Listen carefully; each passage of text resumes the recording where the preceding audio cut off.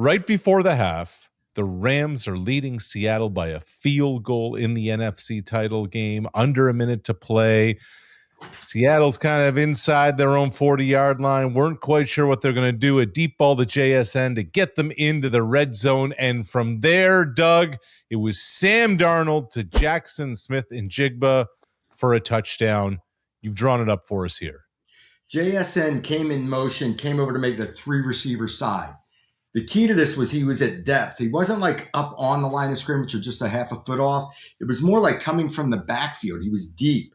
And what happens in zone coverage, the rule is you have to run with the second man through your zone. So there's a post route, takes the top off the coverage, right? He takes the safety out of there. The next guy comes. Now the corner's going to have to lock in. This is my second guy through. I'm going to lock in with him, and he runs the out route, so he ends up sitting on the out. Now you're running a deep corner route, which is basically coming from the backfield and running through. The guy that had to run with him was a nickel back or a backer from inside out, and that doesn't usually happen with an inside player.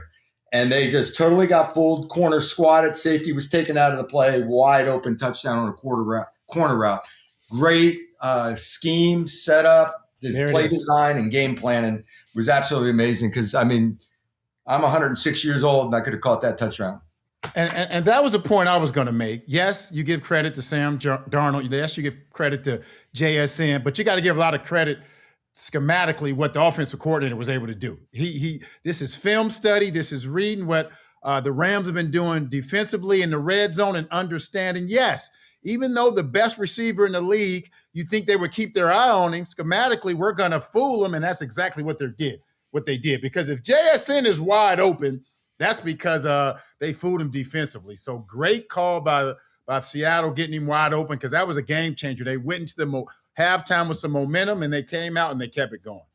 Clint Kubiak called a hell of a game. Guys, I wonder in this situation, how much in games like these is a team like Seattle in this spot showing something that the Rams are thinking they're seeing, but it's a different tweak that they haven't put on film all year. Well, could that have been a play? Could that have just been a tweak, a scheme, something that the Rams weren't prepared for, the way they used JSN, how they deployed him, and how that whole play unfolded? Could that have been something there? Well, a lot of times when you put a wide receiver coming out from a backfield position, or even in there, he was really in a bunch set. Mm-hmm. You're looking to get him matched up with an inside defender, a backer, a nickel back, somebody inside. But in zone coverage, you just stick to your rules. And that's a play that is a rule breaker for the defense.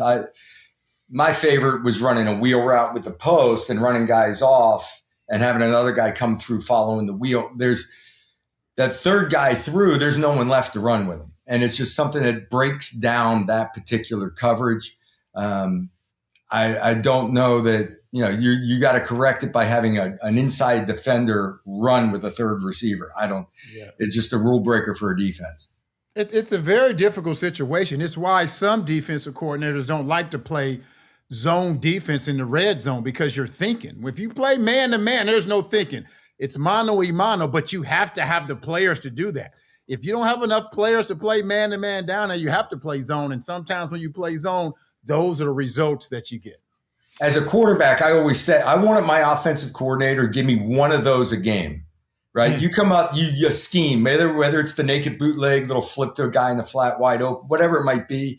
You trick them one time for me. I get that one touchdown pass. I'll make one good touchdown pass, so I should come out with two. And then if we have a good day, we get three or something on top of it. But I always thought that offensive coordinator is responsible for one good one that is a layup for you as a quarterback. And is in that situation, coming out of a timeout, does the quarterback say to his OC, hey, we've been practicing this all week. This is the time for it? No doubt. They had, the hash mark, whatever, the area of the field, the hash mark. They got a choice of 2 or 3 plays and no, I like this one. We're waiting for this one. Here we go. And the quarterback here takes his team into the Super Bowl. They won't be happy in Santa Clara to have the Seahawks there. But guys, how about Sam Darnold? How about Sam Darnold, who at last has now solidified himself as franchise quarterback? Here's somebody who's been just so unflappable through all of this. And then he broke out in smile and he lifted that conference championship trophy, had the cigar in the locker room after. I mean, Darnold was dialed. Like he was excellent throughout this entire thing. And the redemption story now is one win away from being absolutely complete, Doug. Yeah, I've watched Sam Darnold since college. And he had that propensity to run into turnovers and try to force plays and try to make something out of nothing. And that has not happened. We kept, and Milt called it early. He's like, it's not happening, right? Beginning of the playoffs just before, it's like, no, he's overcome that hurdle. And it's so hard as a quarterback, especially you see it in Drake May. Drake May's been playing very cautious through the playoffs. Yep. And they haven't been doing as much offensively, lighting up the scoreboard. And he's had his turnovers. It's very easy not to play free and loose.